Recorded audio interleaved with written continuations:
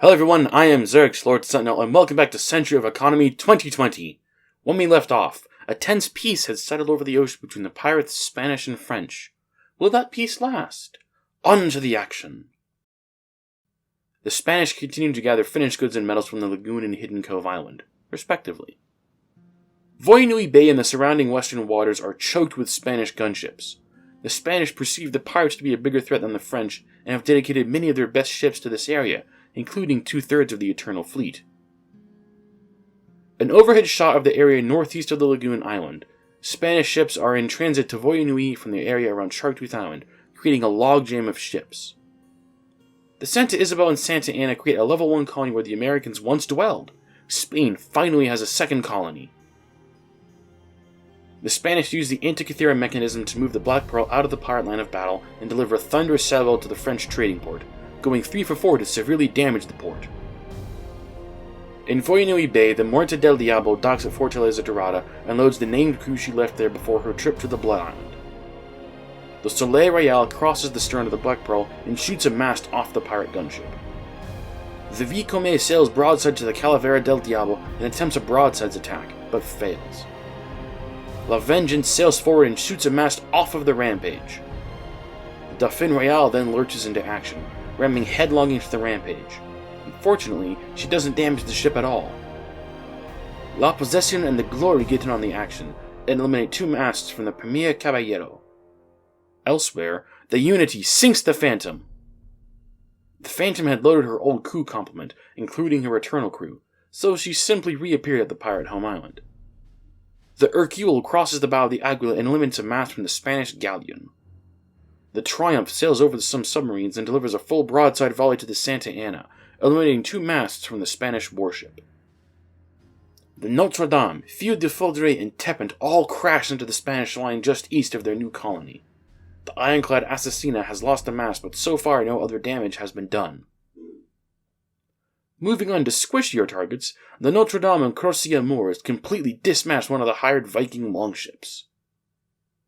The Corse and the Etoile Brillante slam into the rear of the Spanish line, but do minimal damage to the Catedral del Mar and El Valiente. The Brillante shoots a second time and knocks another mast off of the Catedral del Mar. The Magnifique weighs in on the action, setting her sights on the Serviente and completely dismasts the ship. Across the sea, the Sabre and Genrevere double-team the pirate colony and nearly destroy it. The Lion crosses the stern of the Siren's Song, but does no damage. Le Versailles rams into the Munich and fires a full volley, resulting in a single mast lost from the Viking gunship. The French end their turn by launching La Sarine, with captain, helmsman, musketeer, firepot specialist, and oarsman. Le Petit Canon, with captain, helmsman, cannoneer, and oarsman from Paradis de la Mer. The Siren's Song turns broadside to the Lion, but like the Lion, does no damage. To the left, the Rum Runner has docked at the trading port on Pathway Island and loaded a full cargo of food. The pirates continue to gather resources, and the piles on their home island continue to grow. At the end of their turn, they launched a Calyptra submarine from Erebor. The Calavera del Diablo sailed past the Vicome and docked at the trading port on Pride Rock, blockading it. The Algeciras hauls the Diablo into position, but have a dismal day at the cannons, only managing to eliminate 1 mast from the Dauphine Royale. To the right, the Vicome is broadsided by the Castige, proxied by the Galleon de Gibraltar. The Galleon de Gibraltar itself crosses the bow of the Vicome and dismasts the ship. Spanish retaliation is swift and merciless. The Muerte veers hard to port, sailing between the Dauphine Royale and La Vengeance. Firing a full volley both sides, the Muerte brings the Royale down to 1 mast standing and eliminates 2 from the Vengeance. The Diablo is given a second shoot action and dismasts the Dauphine Royale. The Granada slams into the Vengeance, eliminating a mast from the ship, but missing her cannons on the Possession. The Premier Caballero has moved around the Tinlel and out of the firing arcs of the attacking French ships. The vacancy she creates will be used by the Spanish behind her to get in on the action. Get in on it they do, with the Tinlel ramming headlong into the Glory and attempting a boarding party. The boarding action is unsuccessful. The Hercule is triple-teamed by the Trinity, El Corzado, and Le Aguila, who combine to dismast the ship. The Santa Ana clears away, allowing the Cruz de Cristo to swing around and completely dismast the Triumph. The the left, the Grand Temple has engaged La Magnifique. On the north side of Sharptooth Island, the Spanish retaliate against the French. At the right, the Resolution backs up the Grand Temple by delivering a thunderous broadside volley to the Magnifique. The Antimacia has sailed astern of the Magnifique and crossed the bow of the Ville de Paris, but did no serious damage to the ship. In the center, the Relampago, La Furia, and Hrothgar combine to reduce the Russia Noir to a burning hulk. To the left, the Munin has engaged the Crocea Moors and Notre Dame, managing to eliminate a mast from the smaller French gunship. The rear of the Spanish formation also retaliates. The Asgard sails into the teeth of the French and brings the Feu de Foudre and the Etoile Brillante down to a single mast standing. The Assassina has crossed the bow of Versailles, but missed her shots. Behind her, the Assassino misfires with her fire shot. In the rear, the Valiente has eliminated a mast from the Guerrier Reign. At the bottom right, the Spanish have upgraded their colony to level 2. Between extra actions on the Resolution and Grand Temple, the Magnifique is rendered derelict. A wide shot of Sharptooth Island and some of the surrounding waters. The Vikings are doing a decent job holding the line, and help is on the way. Coming around the southwestern side of the island is the Jade Squadron and the Vaz de Dios. A wide shot of Voyanui Bay. The initial French attack has been countered and more ships are now jockeying for position and lines of attack to take the fight to the French. A majority of French firepower is to the west, by Sharptooth Island. The Hercule ducks into the fog to stay alive. The Triomphe Magnifique do likewise. The French upgrade their colony at St. Pierre to level 2. Fresh ships enter the fray, as the Coron draws a line of fire to the Cruz de Cristo, eliminating 2 masts from the Spanish warship. The Revolution sails broadside to the Cruz, but misses all of her cannons. The Revolution fires again, given an extra action, and this time eliminates 2 more masts from the Cruz de Cristo. The Ville de Paris sails headlong into the Spanish, setting the Carthage alight, eliminating a mast from the Antimacia and ramming a mast off of the Relampago. The Brillante retreats, leaving the Guerrier Reign in the course to press the attack against the Spanish. Taking her place, the Petit Canon is able to eliminate 1 mast from the Asgard. The Crocea Moors repositions to the far side of the Tepent, allowing the Notre Dame to dismast the Munin. The Glory makes land on Kanohi Island, while the Superb observes the Spanish. The Rain moves aside, letting the Sirene dismast the Asgard. The Corse ignores the Valiente and sails straight for the Valoroso and Catedral del Mar. The Catedral winds up on the wrong end of the Corse's cannons, but the Valoroso escapes unscathed. The Possession draws a bead on the Tilnel and dismasts the ship. The Vengeance disregards the Spanish ships to her left and right and instead surges forward, ramming a mast off of the Premier Caballero.